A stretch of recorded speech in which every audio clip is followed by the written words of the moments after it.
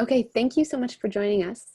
My name is Jen Kuhl, and I'm the Policy and Campaigns Lead with the Canadian Association of Physicians for the Environment, which is a member-based national organization that works on research and advocacy at the intersection of human health and planetary health. I'm currently living on the traditional Indigenous territory of the Huron-Wendat, the Haudenosaunee, the Anishinaabeg, and the Mississaugas of the New Credit. This land is covered by the Dish with One Spoon Treaty, which is an agreement that, in my understanding, is premised on the idea of living in right relationship with the land, where we all are sharing eating from the same dish with a single spoon. And in that scenario, it's important not to take more than your share. And I think it's the idea of that treaty, I think, is important and relevant to this webinar because even though we're talking about indoor pesticides, all of the chemicals that we use in our lives end up back in the land in some way. And so I think it's particularly mindful as we do environmental work to think about whose land we're on and how are we in relationship with the original peoples of this land and with the land itself. I want to just take a moment to orient you into Zoom. At the bottom of your screen, you can see that there is a little speech bubble with a chat. And if you go into that speech bubble, you have the opportunity from a blue bar to choose either all panelists or all panelists and attendees. And if you select all panelists and attendees, you can chat to everybody in who's on the webinar. So I'm going to invite you to give that a test now by just chatting where you're calling in from. So you want to go all panelists and attendees and just give a try to type where you're calling in from. Great.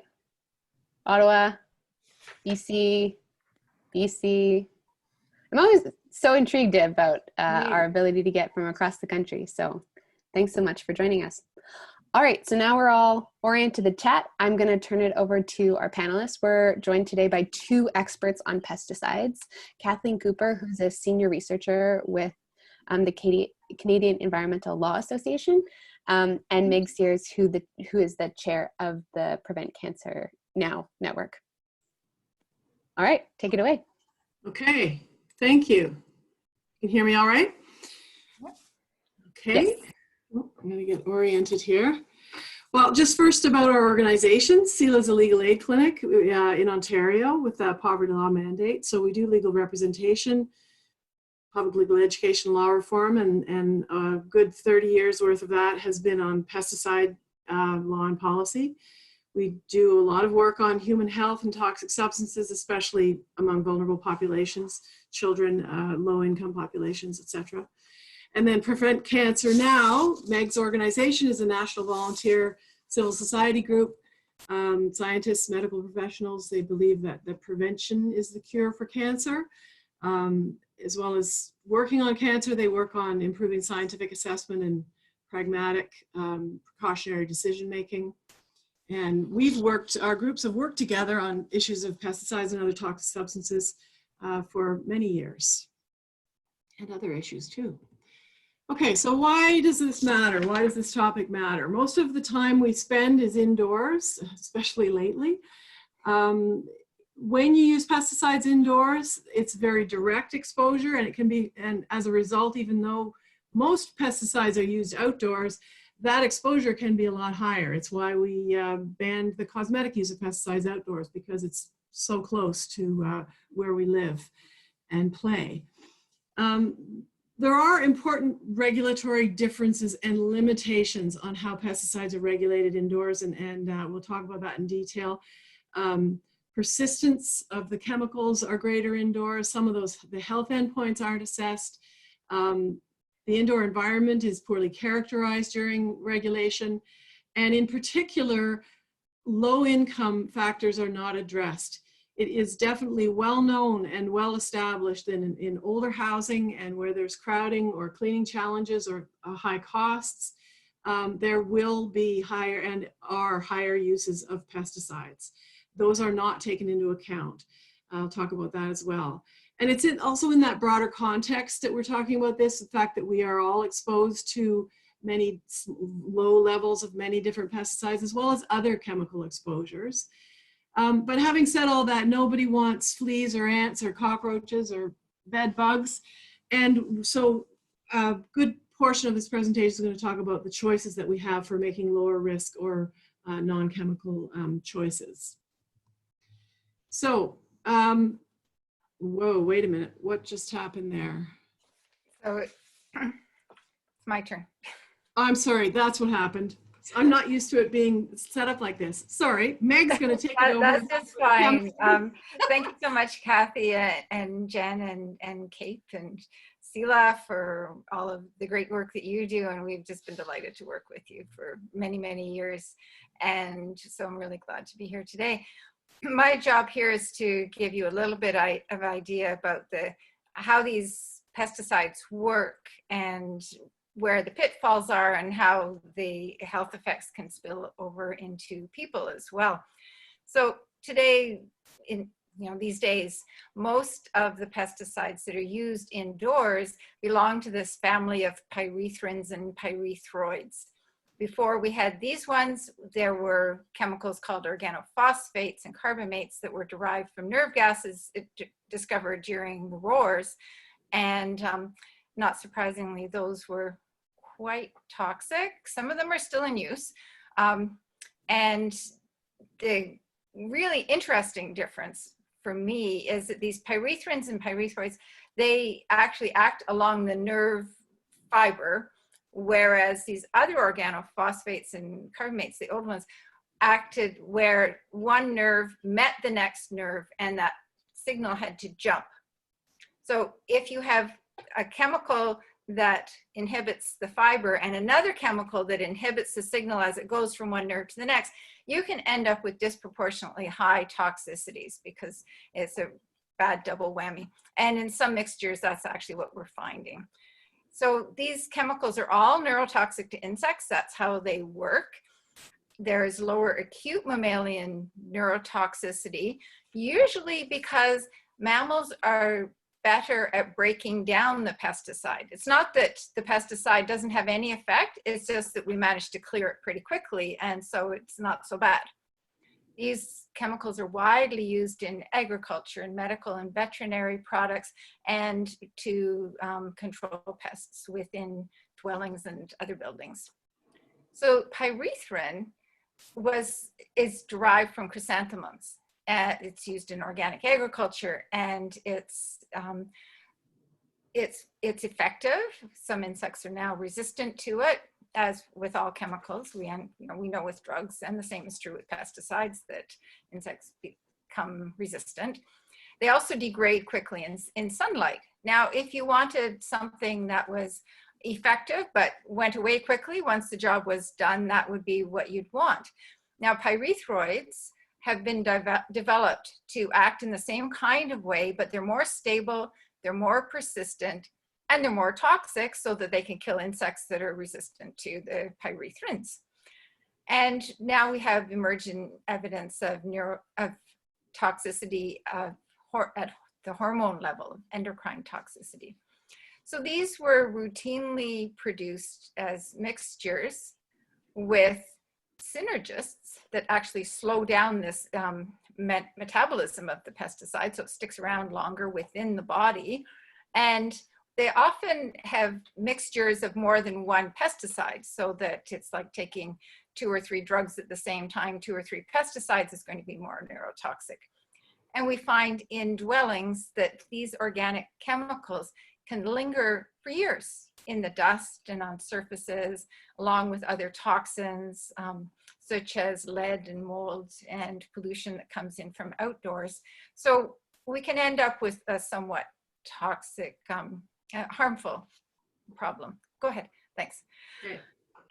This is not something we're going to spend a lot of time on. The bottom line here is that along the top and along the side, we have all of these different types of chemicals. We have the pyrethrins and pyrethroids, and then the orange bar, the part with the orange label at the top, those are these synergists that can make the pesticide get into the body and last longer in the body than would be the case otherwise.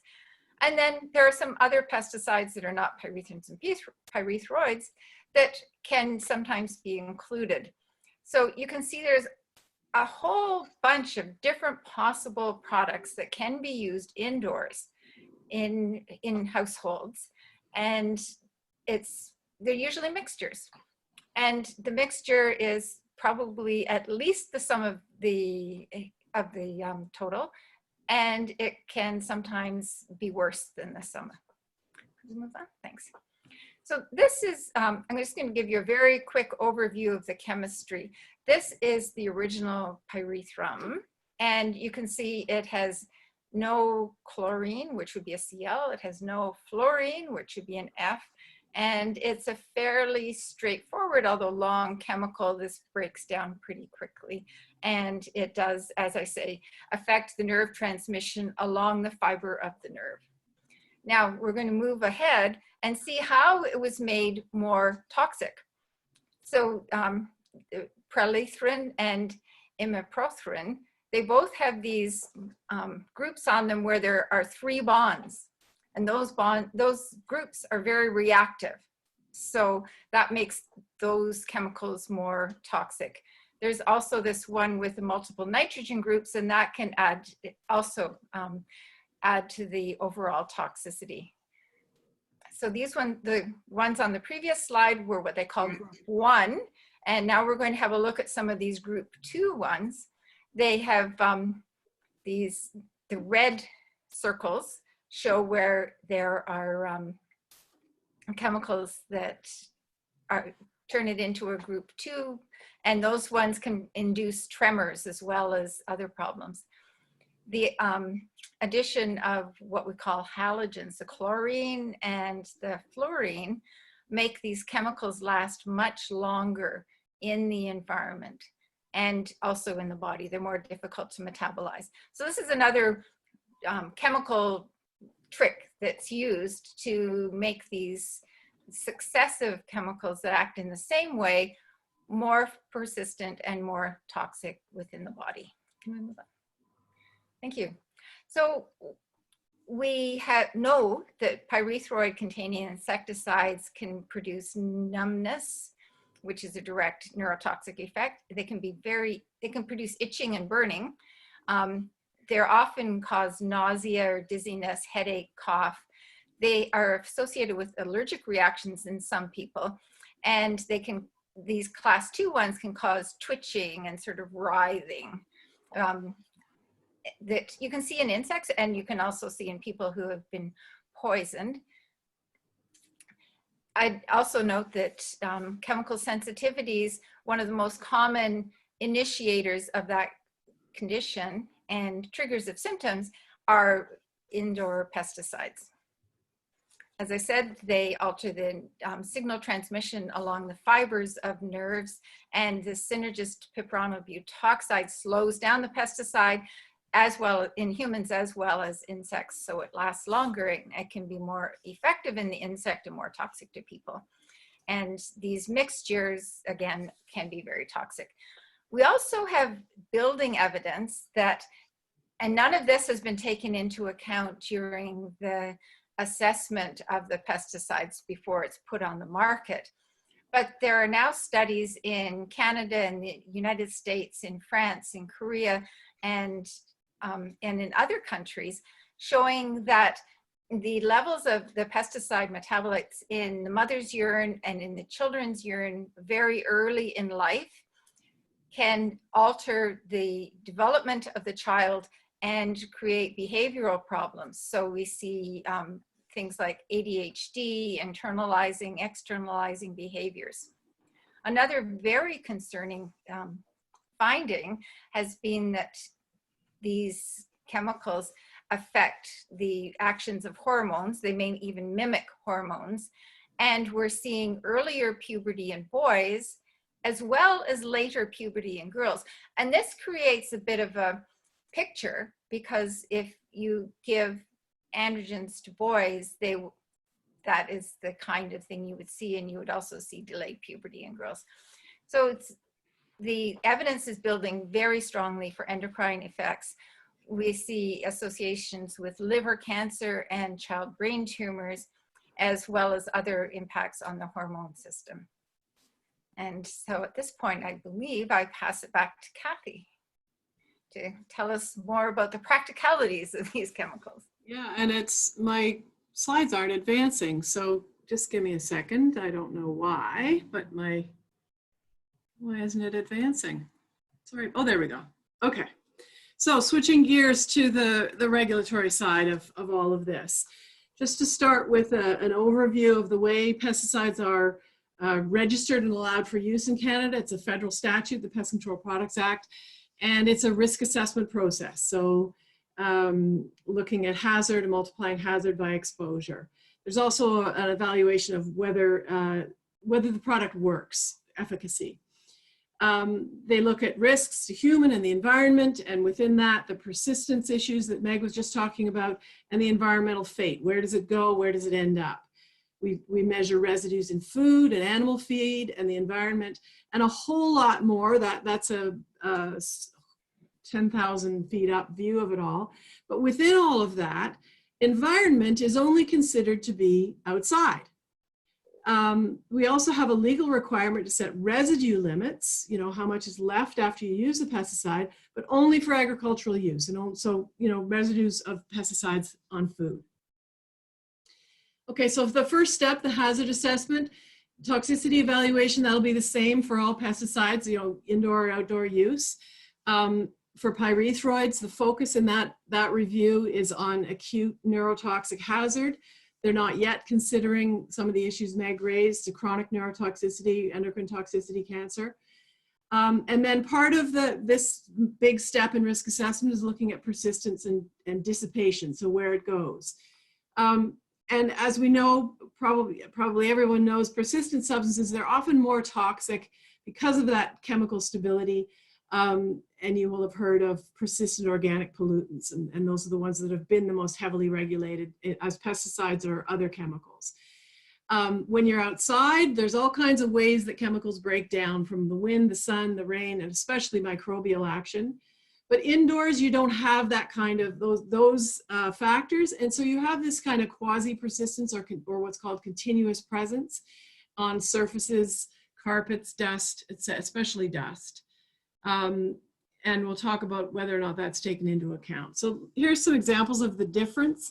Outside versus inside, chlorpyrifos is a pesticide that's now been banned for use. It's one of the older organophosphates. Outdoors, it'll stick around for a few days or up to 4 years, depending on the circumstances. Indoor residence times have been measured at nearly 7 years. Coming to one that's more common within the pyrethroid cluster, the permethrin, also commonly used outdoors. Same thing, a few days or up to several months, depending on what's going on, the circumstances, in terms of it breaking down and dissipating. But indoors, it's been measured for nearly 4 years. So some of the researchers that have found this evidence are describing the persistence of these chemicals indoors as being parallel to persistent organic pollutants outdoors, which is quite worrying and not accounted for in regulatory assessment. Okay, so we've got hazard assessment, we multiply that by exposure, and this is where it really gets very different in outdoors versus indoors. So outside, for pesticides used outside, there is a very large number of studies that are required, either analytical or in the lab or in the field, looking at the chemistry, the fate, and the residues. They measure all these things. I won't spell this all out, but all the way through the environment, different pathways, residues, etc. Once it ends up in food or feed, all in different circumstances, so by different location and crop type, to just get a really good handle of what's going on with these pesticides outside and how we are exposed. And then coming up with maximum residue limits for food and animal feed. And there's a huge number of guidance documents. You could fill my office with them. But compare that to indoors, we don't do any of that. We just look at how much pesticide is used. And that is governed by exposure assessment guidance from the United States Environmental Protection Agency. So I'm going to talk about that a little bit. This was a deep dive into 20 years worth of how these this exposure assessment guidance was developed. Going back 20 years, there has been over that time period some recognition of those indoor differences. That you can estimate exposure from transferable residues right after use. So that's what they decided you can do, that you can just estimate how much residue can be on a toy or on a child's hand right after they use it. And as a result of having that modeling capacity, then they choose durations of exposure. So the guidance says measure or estimate, model the amount of exposure you can expect for short term, 30 days, intermediate up to 6 months, or longer term over 6 months, not much over 6 months. Remember, those indoor residence times can be up to 4 years. And they're assuming throughout all of these models and algorithms that they're plunking data into, that because they have so little information about what's going on with persistence or fate indoors, they're making the assumption that when you do those durations of exposure calculations, that the measurement of the exposure on the day that you apply the pesticide is going to be the same for the entire duration, entire exposure duration period. So, measure the amount of pesticide on a child's hand from the number of times they crawl around on the floor, and that's the same level that you say that will be the exposure across 30 days for your short-term exposure, or 6 months for your intermediate, etc. Which is very conservative. That's the way they've been able to deal with basically the lack of information. In terms of measuring dust, the conclusion, again, over this 20-year period is it's too hard to measure in terms of what levels are in the dust indoors.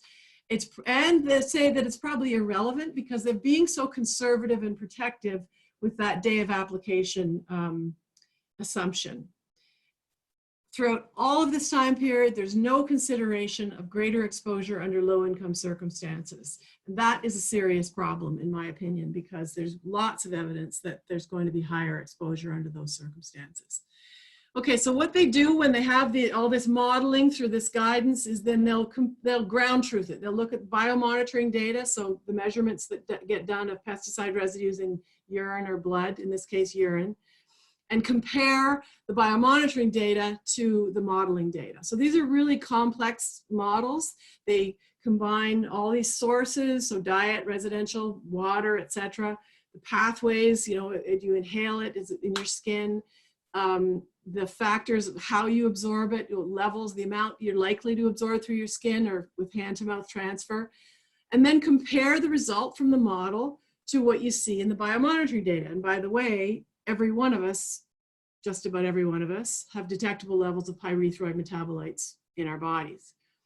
And what they found was that these various models, so it's not just the standard operating procedures, but other ones, that the model results align with the biomonitoring results. But, and this is a big but, those models the results are compared to quite old biomonitoring data. And none of those data are for very young children. And over that time period, we're talking about 20 years, the use of these chemicals has steadily increased.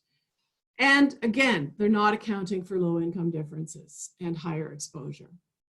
So switching from that sort of US EPA guidance and how it developed, what happens in Canada? So the Pest Management Regulatory Agency uses that EPA guidance in indoor settings for domestic and commercial products. So either you can buy it over the counter yourself, or commercial products used by pest control companies. So when registrants want to register a pesticide at the federal level, they have to demonstrate that they've got access to what's called this residential exposure joint venture. And that's the data about use, where you've got, it's all proprietary. We can't see it. It's not available to the public, but they have to show that they have those data that the industry, this bunch of pesticide industries, companies have come up with that indoor use data in order to plug into those models. Again, they're not accounting for dust and they're not accounting for low income circumstances because they're following that EPA guidance. Okay, so right now, most of the pyrethrins and the pyrethroids are subject to reevaluation, or they've been recently reevaluated. And even in that context of exposure assessments being quite conservative, as I said, they're using that day of application level across the entire duration. Even with that conservatism, we're getting cancellations and restrictions on indoor uses. For example, and as you would likely expect, we're getting cancellations on some of those halogenated pyrethroids, the ones that Meg mentioned that are more toxic. So the kinds of changes that have been resulting from reevaluation are achieved largely by changing the label. One of the really good things that's happening in this is they're bringing some consistency to it. So residential is described, is given a very broad definition because it's been all over the map with different labels, either commercial products or domestic. So now it's like, it's really clear. Residential means, you know, in homes and apartments, in workplaces, in long-term care facilities, in schools, really clear that you follow the label in all of those settings. For commercial products, we've got the kinds of if they're not banning these products entirely as a result of reevaluation, that has happened in some cases, but mostly they're just restricting the amount you can use them. So for the commercial products, they'll say, you know, no more fogging or the handheld mist sprayers, the broadcast or space spraying. So you can see that basically it's, you know, more controlled use. There's greater use of PPE, the longer reentry times, leaving literature for clients. So basically more precautions to limit exposure. And for the domestic products, same sort of thing. Stop spraying it, don't spray it over your head, just put it in cracks and crevices. Removing language like repeat treatment as necessary, just because some of the risk assessments are assuming that you'll only use it once a year, and that's what they base their exposure calculations on. And then adding precautions about children and pets and food contact. These changes are affecting hundreds of products that are on the market across Canada. Okay, another thing to take into account here, keep track of the time here. So in terms of monitoring for incidents and enforcement activity by the federal government, under the Pest Control Products Act, registrants, you know, those who register pesticides for use, they are obliged by law to report pesticide incidents. And so those incidents can be poisonings or health effects of some kind. And those things influence enforcement of compliance by the federal government. So, for example, in the about 15 years ago, there were a large number of poisonings by rodenticides or rat poison. And that led to use restrictions on the label and also the requirement for tamper-proof or inaccessible bait. And as a result, the incident numbers dropped. So it's a good indication of enforcement or incident reporting, putting up a red flag, enforcement activity, and changes to the label, you know, making necessary action and change happen. Over that time period and in the last 10 years or so, pest control operators, so these are the commercial companies that come into people's homes or apartments or wherever and spray pesticides, there have been very high rates of non-compliance. They've been a priority for inspections by Health Canada since 2013. And some of the examples are listed here. They're not following labels. Remember how important it is to follow the labels because they flow directly from the risk assessment calculations. So for example, they're using the pesticides in ways that aren't listed on the label. There's incorrect application sites or rates. So they might be, the product might be supposed to be just in cracks and crevices around the room, but they're spraying them more broadly. They might use or have in their possession unregistered products or expired products, inadequate use of PPE, and non-compliant advertising. So overall conclusions from all of this that we can draw, that you know, I ask myself, is that conservative assumption about exposure good enough? You know, that day of application level, assuming that over the entire time frame of exposure, which is very conservative. But it does seem unlikely to address the risk because pesticides are persisting indoors much longer than the durations that are chosen. And the results of these reevaluations, the calculations, are coming up with greater restrictions. That hoped for conservatism is likely insufficient. And then, of course, there's those additional risks we've been raising, and that Meg raised it as well, that they're not addressing all health endpoints, not addressing the greater exposure under low-income circumstances, and there's that very heavy reliance on individuals or pest control companies to follow labels. People don't realize that the label is a legal document, and the instructions flow directly from the risk assessment. If you exceed the use instructions on the label, you're also exceeding those risk thresholds. So in terms of how much depends on labels, some concerns are listed here. The labels are addressing the immediate but not long-term exposure. That's a concern. And the label changes, given so much depends on the changes, they're very poorly communicated. I should point out that the Pest Management Regulatory Agency is embarking on a label improvement initiative. There's a lot of label issues with respect to outdoor agricultural use, and it's going to be challenging to get this indoor use into that review, but I'll keep trying. But anyway, so the label changes are poorly communicated. We need really clear alerts, especially for those commercial operators, of when and how uses are changed, especially because almost always they are restrictions in use and being more careful.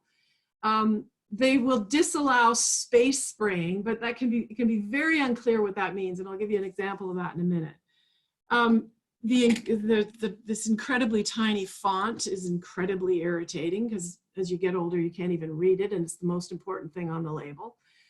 And it's not clear or easy to read or see the instructions. It would be better to have pictograms, and also online locations for instructions in multiple languages. Currently, we just have English and French. So given all of these shortcomings, it's very prudent to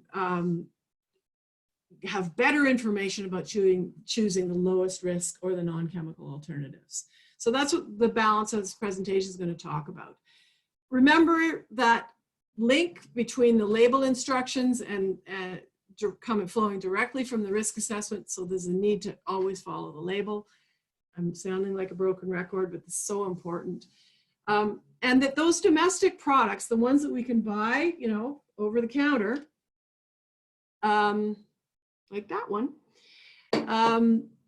they have the same ingredients as those commercial chemicals. They're just at lower concentrations. So when people are wearing that kind of PPE equipment, it's for a reason, and we need to be just as careful in our own homes. Reading labels, again, is very important. And so what we're trying to do in developing educational materials with respect to this is helping people with, you know, getting the most information they can out of reading the label. Like, are there multiple active ingredients? Making sure to read the instructions and the precautions, the toxicity information. If you really want to go deep, all of the labels are online. And it's really important to learn about the pests, to seek preventative measures, and about non-pesticide options. There's some excellent new ways of addressing bed bugs, for example, either with extreme cold or extreme heat or steam. We'll talk about that in a little bit more in a minute. So in terms of starting off with seeking prevention, knowing the pests. So, you know, what do they need? Same as any living creature. They need food, safety, and shelter. And so there's ways to basically prevent them getting food, getting shelter, and being safe in ways that don't involve chemicals. There's trap options here. There's fly strip, and an example of the fact that this company literally did build a better mousetrap. I don't know if you've ever had to catch mice yourself, but I don't like to see an animal suffer, and these newer ones just work better. So let's talk more about reading labels and making informed choices. I like to use both of these as an example. It's too bad the image quality isn't the greatest, but something like ant traps. They have, if you look and again, tiny, tiny little font, but you can find the active ingredient. It's borax mixed with peanut butter. So long as you're not allergic to peanut butter, most people know that borax is a relatively benign chemical. It's in a tamper-proof container.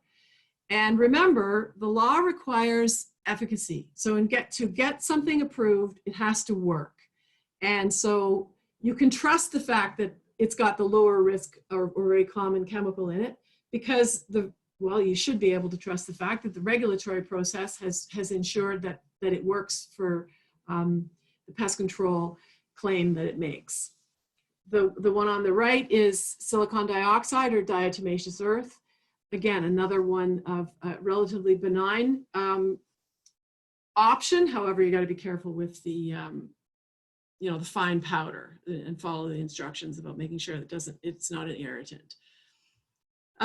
Here's an example of, I'm sorry there's so much on this slide, and I might just start to rant about this one, but this is one where this whole issue of what does spraying mean gets very unclear.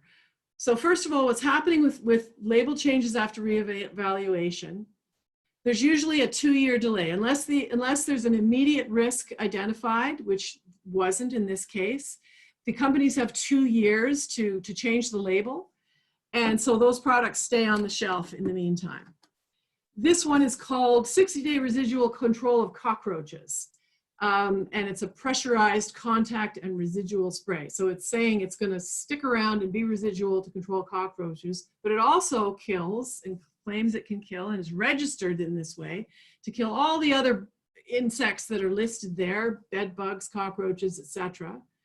It also says has a special valve that sprays in all directions, even upside down for hard to reach areas. It says to, in the yellow highlighting, hold it 30 centimeters away from, and make sure it's all thoroughly wet. And on it goes, talking about how you're supposed to use it. Then it says, do not use as a space spray. Well, if everything before that isn't a space spray, I don't know what it is. And I find that very confusing.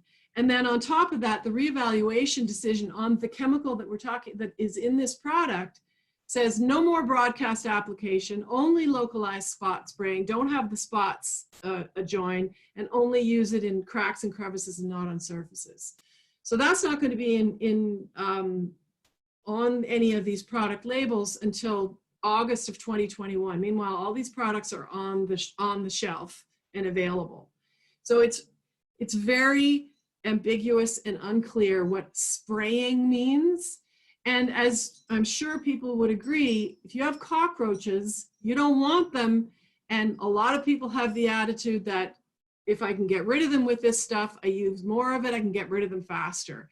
And it's very dangerous if that happens, because the overexposure is guaranteed, because they wouldn't be following not only the existing label, but the way the label is going to change in a year and a half. Okay, so moving on to, just checking time here.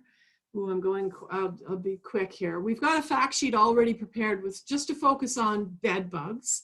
And we've also made it specific to information for tenants, again, because there can be higher bed bug problems in multi-unit dwellings where things are crowded, etc.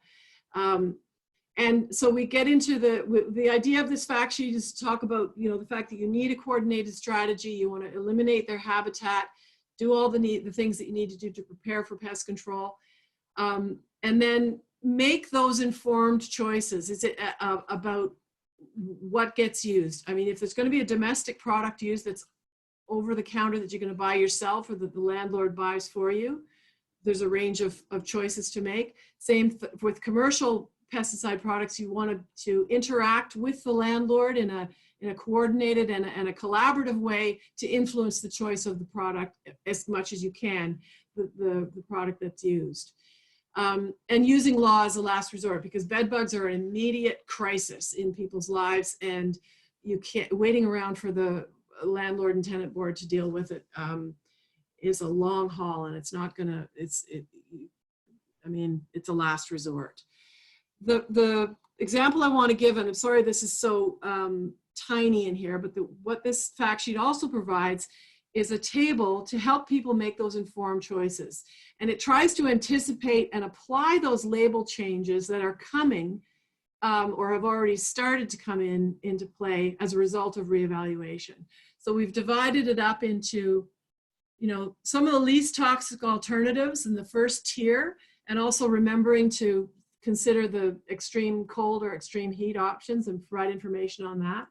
So, you know, silicon dioxide and the pyrethrins as an option, why you should make the choice, what kind of precautions to take. Remember that fine powder with diatomaceous earth. And then some of the, if those least toxic alternatives don't work, permethrin is an option, and then what the federal government has said, and trying to help people anticipate those label changes and apply them now, even though it's not required. And then some of the ones that you really would like to try and avoid, either in the domestic products or if they're used by commercial operators. Recognizing that you have to, as a tenant, collaboratively deal with the problem with the landlord. Anyway, that's available online, and we will come up with more resources like that for other pest issues. So just to round up the end of this, and trying to address broader issues of precaution and prevention, really we need preventative approaches across the board. For example, in co-ops or apartments or condos or workplaces, you can definitely come up with working collaboratively with other tenants or owners, in this case of condos, to come up with pest control policy.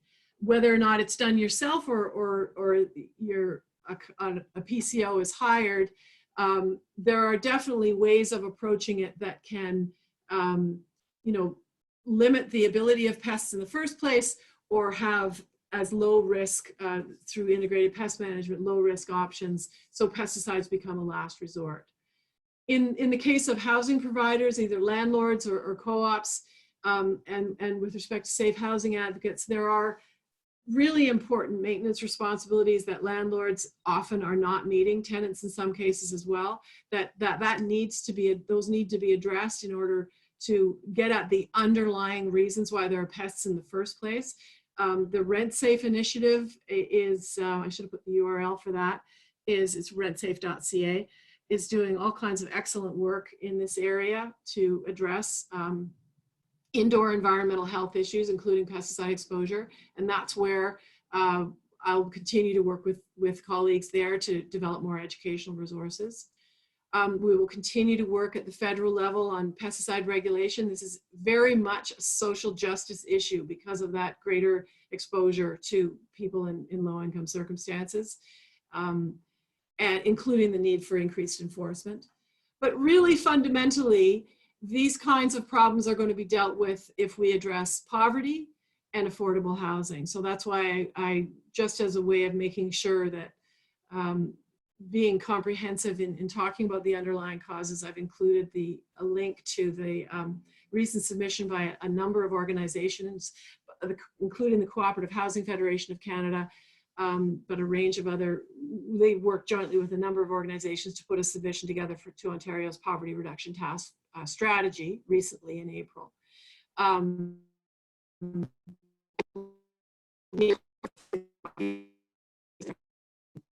So also made a link to the Basic Income Canada representation organization. It looks like I'm having trouble connecting. Is my audio going off? It was off for a second, but we got you back. Okay, I'm basically done. I just wanted to make sure that all of this is underlined by the fact that there's a need for addressing those underlying causes. And really understanding that point we said right at the beginning, that nobody wants to live with bugs and bed bugs and mice and other pests. And, you know, if you have to use pesticides, then there are choices. And even if you have to use the more toxic stuff, it's understandable. But really, to get at the underlying reasons for bugs being there in the first place is the way to go, and which we'll continue our advocacy on. So I will say thank you to those who have been involved in this. This was work we did, Meg and I did back in 2018. It was funded by Tides Canada and through FTA in Ottawa and Montreal.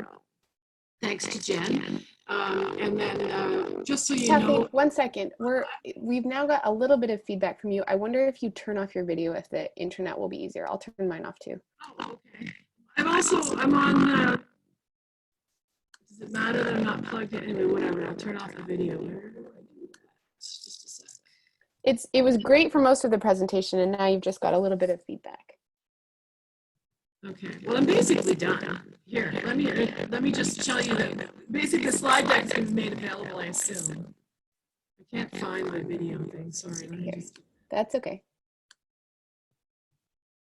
Oh, here we are. Stop video. Okay, so just to say that there's information about being connected with both our organizations, and then a couple of pages of just a select list of some of the references we used. So I will just go right back up to the top. And thank you for your time. Thank you so much, Kathleen and Meg. I learned a ton. We've got another 10 minutes if folks have any questions for our presenters. I had a question, and I'm just wondering, the other thing I'm going to see if we stop sharing your screen, if that makes this sound any better. I'm not sure what happened there at the end. I had a question about, you and I had talked a little bit about an example of why folks in lower income settings might have a higher exposure, and I just wondered if you could give like a really concrete example, like of why that might happen for a family. Sure. If you have a building that is poorly maintained and water gets in for whatever reason, then you're going to have wet wood, you're going to have ants. Or if you have poor maintenance where you've got the ability for cockroaches to move between units, or someone's hoarding and they've got bed bugs and the bugs can move between units, or there's mice because the recycling and the garbage facilities aren't well maintained. There's lots and lots of reasons why they're likely to be more pests when you've got poorly maintained buildings. And that's largely what's going on there. I mean, I could come up with other examples, but you have overcrowding, rooming houses, whatever. I mean, it's very much a situation of more ability for pests to live in substandard housing. Yeah, thank you. That's super clear. We've got a question. I wonder if this is for Meg. The person had said they developed chemical sensitivities in the workplace, and asked Ministry of Labor and the employer to provide air quality testing, and this wasn't done. Do you know about if people are wanting to hold building managers or employers accountable to ensuring safety from toxics in their workplace? Do either of you know anything about that? It's Meg. There's actually a Canadian Committee for Indoor Air Quality. It's and they have developed a series of modules on indoor air quality. I prepared one on chemical sensitivities. So I think that will be a very valuable resource. Quite often, air testing will simply look at volatile organic compounds. And since there's a huge difference amongst different chemicals in terms of potency, just because you don't have high levels of volatile chemicals in the air does not mean that you're not going to have a significant quantity of something to which someone is particularly sensitized. So air quality measurement is not really usually very helpful when you have chemical sensitivities, unless it's a particular type of workplace where you know what the triggering exposure is, in which case perhaps you don't need to do the testing anyway. The most important thing to realize is that there are a lot of measures that can be taken place, that can be implemented in workplaces, and that the condition of chemical sensitivities, environmental sensitivities overall, is recognized under the Canadian Human Rights Act as something that legally should be accommodated in the workplace. And for federal Can I also add to that? I'd like to add to that that in a case or specific situation, follow up directly with me would be very welcome, and for either for us to see if we can help or to make referrals with respect to occupational health and safety. So the email address is on the last slide. I assume you're going to make the slides available. I can give them to you. I'll put them on CELA's website, and we can follow up directly with get into the details of that particular situation if that's helpful.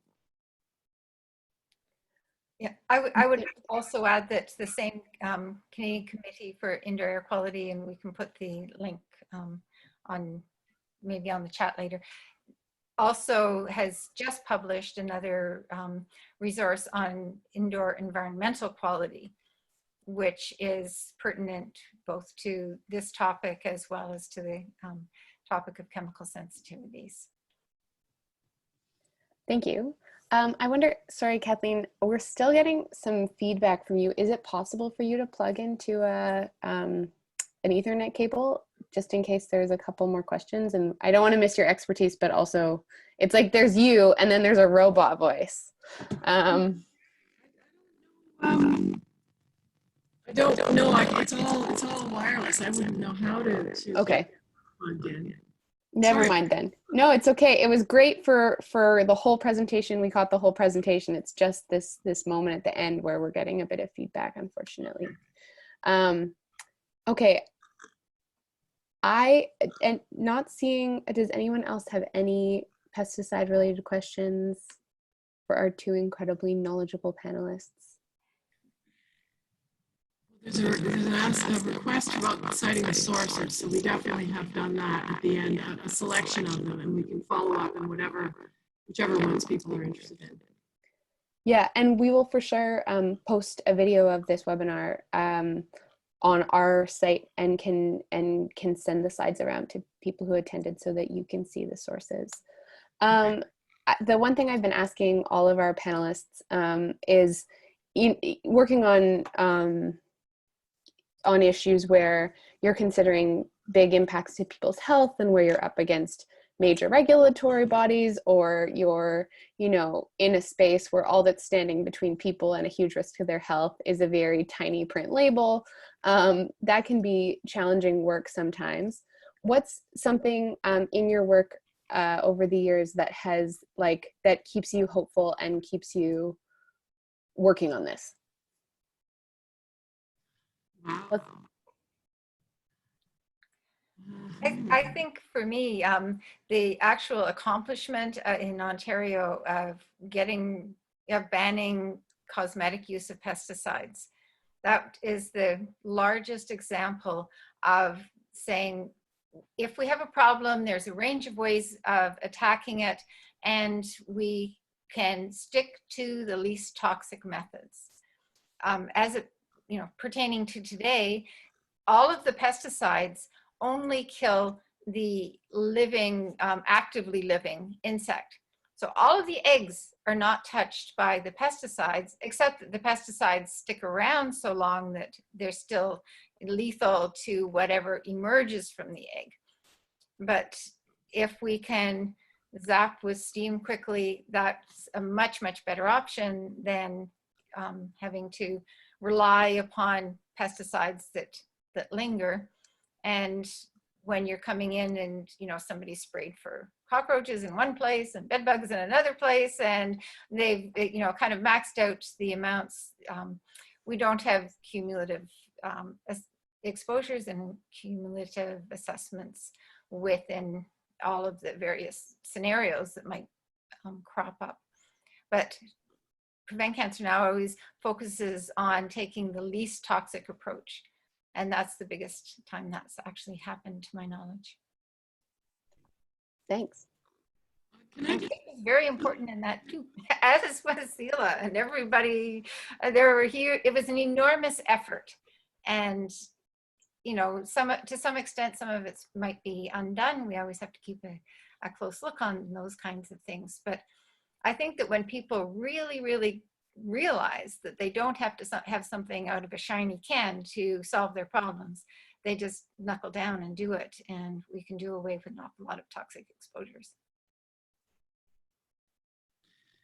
Can I respond to you? I mean, you said what's inspiring. I think what's inspiring right now is like literally right now is the recognition during COVID of the importance of people that haven't been recognized who are lower income. That I've been talking about throughout this presentation. That you know, there's great. I'm not really answering your question. I'm just making that link, right? Like you said, in doing all this work, what's a good thing? Well, we've been trying for years to make this recognition happen, and the recognition of, you know, the greater risk under low-income circumstances, and it will be much more easy for people to recognize it. I would hope, and I think it will be after the experience, because of the experience we're all going through right now. And so that gives me a little bit of hope. The whole, everything, the resurgence, the Black Lives Matter, the Indigenous rights, everything that's happening right now gives me a lot of hope, and it's very inspiring to see this kind of change happening so quickly. And I don't know, maybe I'm kind of dragging things along on the shirt sleeves, the shirt tails of that, but it feels like a lot of the same sort of need for recognition, put it that way. Yeah, that's really beautiful. I just, in case folks had trouble hearing, I think we're going to be able to put, I believe, like closed captioning on. So what I could hear, in case you missed it, was also one of the things, Kathleen, that's giving me hope, is that during COVID, we've become so much more aware of the ways people are differently impacted by major challenges. And there's been such a resurgence in the recent weeks of awareness around, Kathleen had said, Black Lives Matter and Indigenous rights, and also the needs of folks who are differently impacted by COVID, and that's giving her hope. And it's definitely giving me hope too. So thank you all so much for joining us. I hope you learned as much as I did. And thank you again, Kathleen and Meg, for joining us. Robin, did you want to add anything to sign us out? Maybe just quickly, I see we're at time here, but yeah, thank you, Kathleen and Meg, with us. Thanks to Jen for doing such an awesome job moderating as always. And thank you to all of you for joining us. To those of you who are new to CAPE, we're a member-based charity that does advocacy and research on issues like pesticides, toxics, climate change. So we would love to see you on our membership rolls. There's no minimum to join. Please go to cape.ca and join today. We need your energy. We need your advocacy. And you don't have to be a physician to join. People always ask, so I should note that. Thanks again, Kathleen and Meg, for your great, if somewhat disturbing talk. And hope to see everybody soon. Thank you. Thanks.